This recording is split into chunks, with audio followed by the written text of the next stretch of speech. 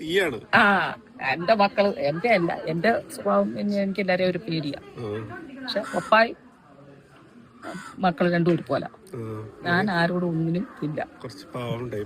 ഒതുങ്ങി ഞാൻ വീട്ടിന്റെ അടുക്കള ഒതുങ്ങിയിരിക്കുന്നു, പ്രാർത്ഥിക്കുന്നു, അത്രയും മാത്രമേ. പിന്നെ എല്ലാവർക്കും വേണ്ടി പ്രാർത്ഥിക്കുന്നു.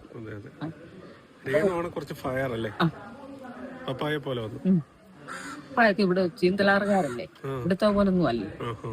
അവരെന്ന് പറഞ്ഞ പുലിയാണ്.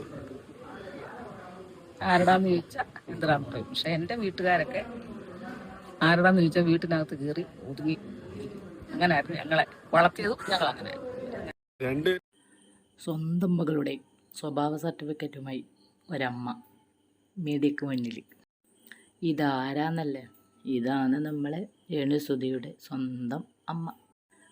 അമ്മ പറയുന്നട്ടാ, അമ്മ നല്ല തറവാട്ടിത്തുള്ള അമ്മയാണ്.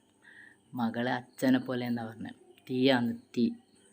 അച്ഛനും മകളും ഒരേ സ്വഭാവമായതുകൊണ്ടാണ് മകളെ ഈ തമ്മാടിത്തത്തിന് അച്ഛൻ കൂട്ടിക്കുന്നത്.